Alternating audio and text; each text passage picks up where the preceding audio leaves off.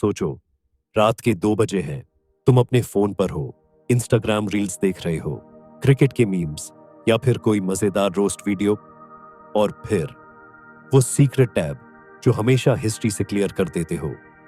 Relatable लगा? यही वो चीज है जो हम सबकी लाइफ में साइलेंटली चल रही है, लेकिन कोई भी ओपनली बात नहीं करता। नमस्ते दोस्तों, मैं बुकडोस्टे और आज हम एक ऐसे टॉपिक पर बात करने वाले हैं जो ऑलमोस्ट हर यंगस्टर की लाइफ का हिस्सा है, लेकिन कोई भी खुलकर डिस्कस नहीं करता। पॉर्न। दोस्तों, आज हम बात करेंगे वेंडी माल्ट्स की किताब द पोर्न ट्रैप के बारे में। एक ऐसी किताब जो बताती है कि पोर्न सिर्फ एक टाइम पास नहीं, बल्कि ये आपके दिमाग, आपकी फीलिंग्स और यहां तक कि आपके रिलेशनशिप्स को भी अंदर ही अंदर इंपैक्ट कर रहा है। सोचो, कितनी बार ऐसा हुआ है कि रात को स्क्रॉल करते करते गिल्ट फील हुआ हो या फिर नेक्स्ट डे खुद से वादा किया हो, बस अब नहीं देखूंगा, लेकिन फिर वही पैटर्न रिपीट हो जाता है।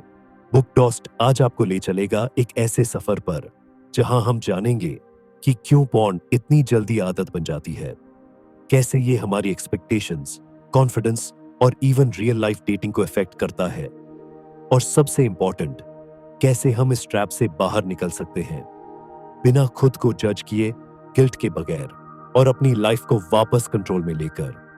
दोस्तों, ये वीडियो सिर्फ इंफॉर्मेशन नहीं देगा, बल्कि आपको खुद की लाइफ में वो छोटे छोटे मोमेंट्स दिखाएगा जहां आप रिलेट करोगे और शायद खुद से कुछ ऑनेस्ट सवाल पूछने लगोगे। तो रेडी हो जाओ अपने कंफर्ट जोन से थोड़ा बाहर निकलने के लिए, और चलो शुरू करते हैं द पोर्न ट्रैप की जर्नी, सिर्फ बुकडोस्ट के साथ। दोस्तों, अब शुरू करते हैं पार्ट 1। यहां से असली कहानी चालू होती है। सोचो, हम सब कभी ना कभी उस फैंटेसी वर्ल्ड में खो जाते हैं जो स्क्रीन के उस पार है। पर क्या आपने कभी सोचा है कि ये सब असली जिंदगी पर कितना असर डालता है?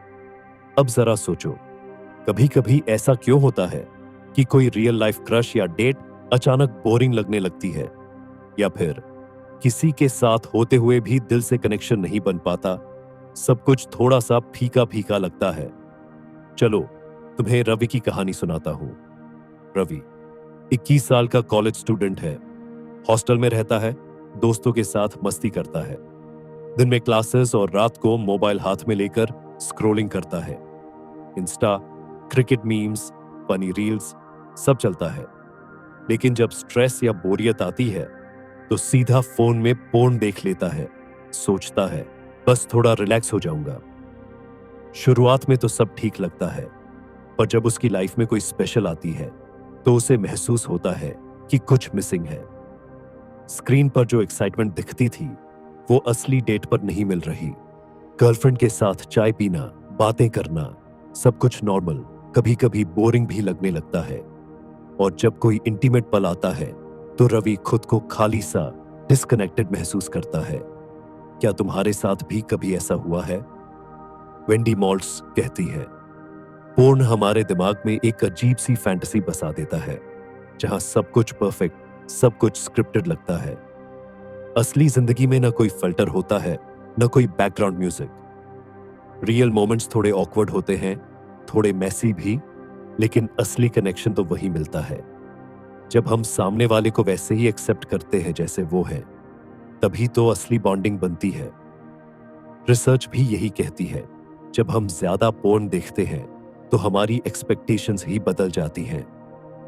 पार्टनर में छोटी छोटी कमियां दिखने लगती हैं, सेटिस्फैक्शन कम हो जाती है, और कई बार तो इंटीमेसी के टाइम भी दिमाग में वही अनरियलिस्टिक सीन्स घूमते रहते हैं। इससे न सिर्फ खुद को बल्कि सामने वाले को भी हर्ट होता है। कई बार लोनलीनेस या बोर्डम से बचने के लिए भी लोग पोर्न देखने लगते हैं और धीरे धीरे असली रिलेशनशिप से दूर हो जाते हैं। तो दोस्तों, सोचो, क्या तुमने भी कभी रवि जैसी फीलिंग महसूस की है? क्या तुम्हारे लिए भी कभी कभी रियल मोमेंट्स डल लगते हैं या किसी रिलेशनशिप में डिस्कनेक्ट सा लगता है? आज हमने देखा कि पोर्न का ये फैंटेसी वर्ल्ड कैसे हमारी असली जिंदगी को धीरे धीरे बदल देता है। अगले पार्ट में बात करेंगे कि ये आदत इतनी एडिक्टिव क्यों हो जाती है और दिमाग को कैसे जकड़ लेती है। दोस्तों, अब बारी है उस हिस्से की जो सबसे ज्यादा रिलेटेबल है। पार्ट 2। आखिर ये छोड़ना इतना मुश्किल क्यों है? सोचो, कितनी बार अपने आप से कहा होगा, बस ये आखिरी बार है, लेकिन 2 दिन बाद वही साइकिल फिर शुरू हो जाती है। कभी कभी तो लगता है जैसे खुद पर कोई कंट्रोल ही नहीं है। ये सिर्फ तुम्हारे साथ नहीं हो रहा, बहुत सारे लोग इसी स्ट्रगल से गुजर रहे हैं। असल में पोर्न का सिस्टम ही ऐसा है कि वो आपके दिमाग को बार बार डोपामिन का छोटा सा किक देता है। हर नया वीडियो, हर नया थंबनेल जैसे ही क्लिक करते हो, दिमाग को एक इंस्टेंट रिवॉर्ड मिलता है। वो मजा, वो एक्साइटमेंट, वो थ्रिल जो अगले वीडियो में और बढ़ जाता है। यही डोपामाइन हिट आपको बार बार वापस खींच लाता है और आप उस मेज में फंस जाते हो जिसे वेंडी माल्ट्स इन्फिनिट स्क्रॉल ट्रैप कहती है। अब आप सोच रहे होंगे, क्या मैं कमजोर हूं? लेकिन माल्ट्स साफ कहती है, ये आपकी विल पावर की कमी नहीं है। ये पूरा सिस्टम, ये एप्स, ये वेबसाइट्स ऐसे डिजाइन किए गए हैं कि आप बार बार लौटो, बार बार क्लिक करो और हर बार थोड़ा और फंसते जाओ। आपका फोन, जो कभी सिर्फ कॉल्स और मैसेजेस के लिए था, अब आपके लिए किसी ड्रग डीलर से कम नहीं। बिना आपको पता चले वो आपको उसी साइकिल में घुमाता रहता है। सोचो, एक लड़का है, बार बार खुद से कहता है, बस ये लास्ट वीडियो है, लेकिन हर बार एक नया टैब खुल जाता है। उसका चेहरा डल हो जाता है, आंखों में थकान और मन में गिल्ट, लेकिन फिर भी वो साइकिल रुकती नहीं। असल में ये एडिक्शन ड्रग्स या अल्कोहल जैसी ही साइकिल में बदल सकती है। क्रेविंग, फिर एक्शन, फिर गिल्ट, फिर दोबारा क्रेविंग फॉर। और जितना ज्यादा आप इसमें फंसते हो, उतना ही रियल लाइफ से डिस्कनेक्ट महसूस करते हो और सेटिस्फैक्शन भी कम होती जाती है। वेंडी माल्ट्स ने अपनी थेरेपी में देखा है कि बहुत सारे यंगस्टर्स, कपल्स, यहां तक कि मैरिड लोग भी इसी ट्रैप में फंस जाते हैं और बाहर निकलना बहुत मुश्किल लगता है। लेकिन याद रखो, ये सिर्फ तुम्हारी कहानी नहीं है, ये आज के डिजिटल दौर की कहानी है, जहां हर स्वाइप, हर स्क्रॉल, हर क्लिक आपको उसी लूप में फंसा सकता है। तो दोस्तों, अगर आपको भी कभी ऐसा लगा है कि आप इस साइकिल से बाहर नहीं निकल पा रहे, तो आप अकेले नहीं हो। ये एडिक्शन जैसी ही है और इसका असर दिमाग पर भी वैसा ही होता है जैसा किसी और नशे का चार। अगली बार जब आप सोचो कि बस आज के बाद नहीं, तो खुद को जज मत करो। समझो कि ये ट्रैप कितना गहरा है और इससे निकलने के लिए सही अंडरस्टैंडिंग और सपोर्ट चाहिए। बुक डोस्ट के साथ बने रहो, क्योंकि अगले पार्ट में हम जानेंगे इस ट्रैप से बाहर निकलने के असली रास्ते क्या हैं और कैसे आप फिर से अपनी लाइफ को कंट्रोल में ला सकते हो।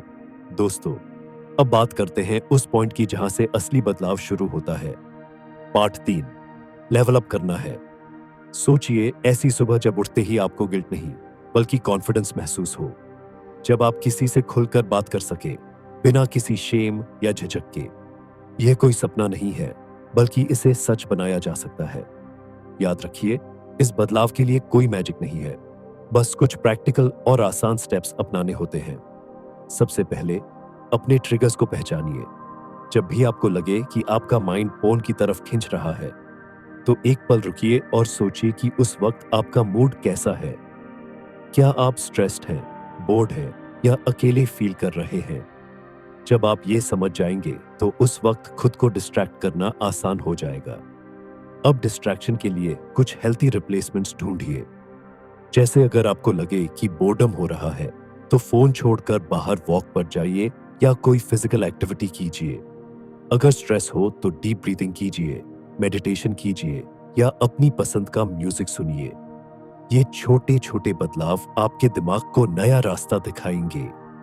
अपने इमोशंस को लिखना भी बहुत हेल्पफुल होता है।